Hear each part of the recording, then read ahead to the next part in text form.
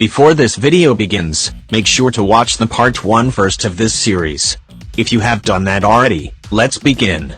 In a hidden area of the abandoned hospital, Candace wakes Faruzan up and asks if she's okay. She says she feels a little dizzy, but fine for the most part, and asks Candace what happened. She replies that she doesn't really know what happened too, but she'll explain everything she knows after they go somewhere more safer, and the two head off to the exit of the hospital. Outside, they reunite with Nilu, who is still fighting the fungus, and she drops her sword in relief upon seeing them.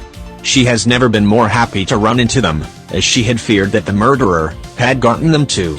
Their celebration is cut short, as suddenly, a group of skirmishers attack them, but luckily Candace manages to protect them with her shield. They get ready, and each fight off a group of skirmishers, using good use of their visions. Candace wonders why they suddenly arrived there, or why would they even attack them. It seems like they're trying to distract them, or hide something. Faruzan reminds them that they need to deal with this quickly, as they have to tell the information they have to the entire group as fast as possible. They agree, and Nilu starts dancing even faster, eliminating more enemies. While this is happening, Layla is still at her secret hiding place. Even though it's usually quiet there, she feels that it is way too quiet, and senses something is wrong. She starts getting worried, and starts doing divination, trying to predict what will happen next, even though she's far too inexperienced to do so. Layla messily predicts that someone will be behind her, and she turns around. Suddenly, an angry Sino strikes her, but narrowly misses. He had quietly entered her lab, and waited for the perfect moment to strike. She would have been eliminated, if it weren't for the reading. Sino stops trying to be stealthy, and vigorously slashes her with his claws, with Layla only being protected by the shield she summoned, that is quickly getting destroyed. She knows she has no hope of ever beating him, or that she can ever escape alive with his swiftness. So, she just gives up, and waits for her impending doom. The shield gets destroyed, Sino slashes, and his attack gets blocked. She's still alive. She quickly looks up, and sees that Al-Haytham had protected her. The two men then start fighting each other. Sino argues that didn't he tell the feeble scholar not to get in his way? After all, her being eliminated would be justified, as she had done research about something forbidden from the academia. Layla argues back that she has no idea what he's talking about. She had never done anything forbidden, from what she knows. She even shows all of her thesis, but Sino just tells her to silence, as he has all the proof needed. Al-Haytham replies that about that research, it might not be as concrete as what it seems like at first, and he announces another meeting with everyone involved to explain things further. 1 hour later, almost everyone has arrived, except Nilu, Candace, and Faruzan, who were together. They arrived late, due to the skirmishers, but managed to get there nonetheless. Everyone has something to say, and all took turns. First, Candace tries to recall on what happened at the hospital. She heard a blinking sound right before they fell unconscious, but for some reason, she could still feel her senses. She felt that someone had carried her and Faruzan to a different part of the hospital, somewhere more deep inside. The mysterious person then placed them in the room and connected something to them. When the person left, Candace opened her eyes and saw that she and Faruzan were covered with wires that connected to that special can knowledge, almost like it was extracting something from them. She was confused by what she saw, but before she could act, the mysterious person arrives again, and she pretended to be unconscious.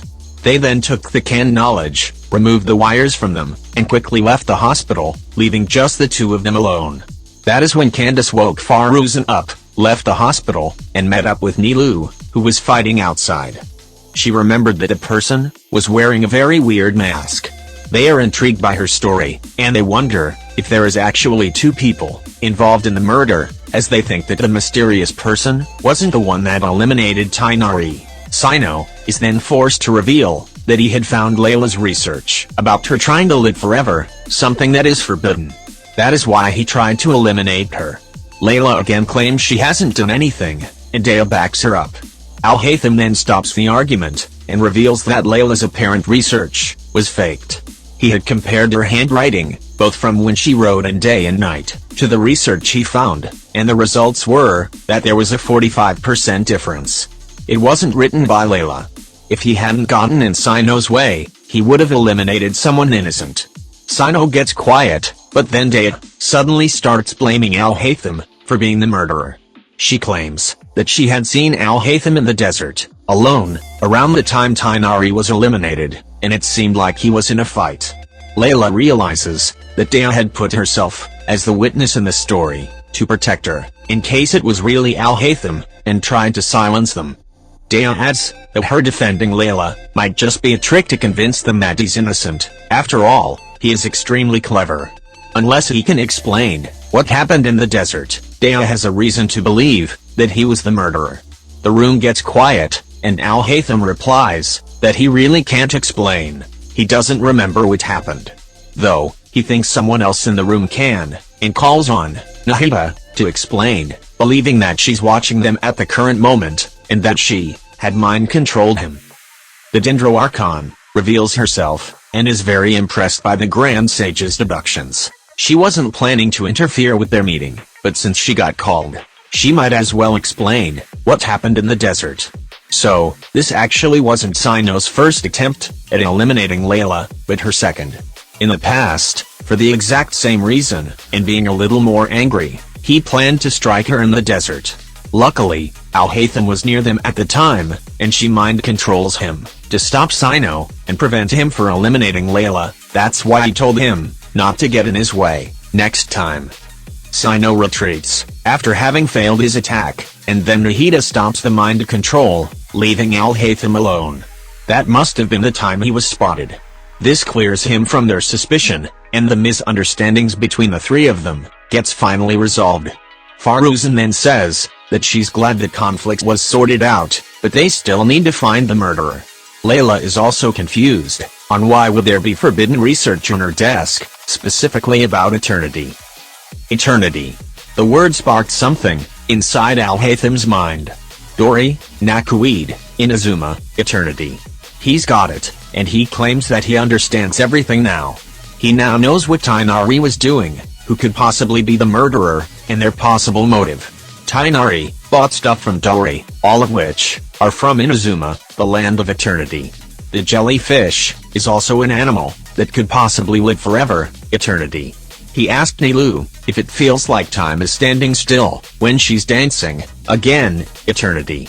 He had secretly observed Faruzan, a person that is at least 100 years old, and had lived for a long time, again, eternity.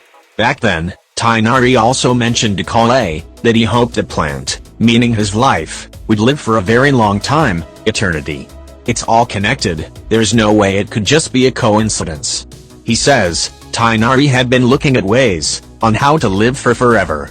If that's the case, naturally it would upset someone whose job is to supervise researchers from doing anything forbidden. He believes that Sino was the one who eliminated Tighnari, like how it almost was for Layla, but this time, he was successful, and the research was real. The cat's out of the bag, and Sino admits that everything he said is true. He had found the abandoned hospital, and that's when he realized that Tighnari was researching something forbidden, and instantly destroys his research. That's why there was scratch marks everywhere. When confronted, Tighnari acted very differently towards him.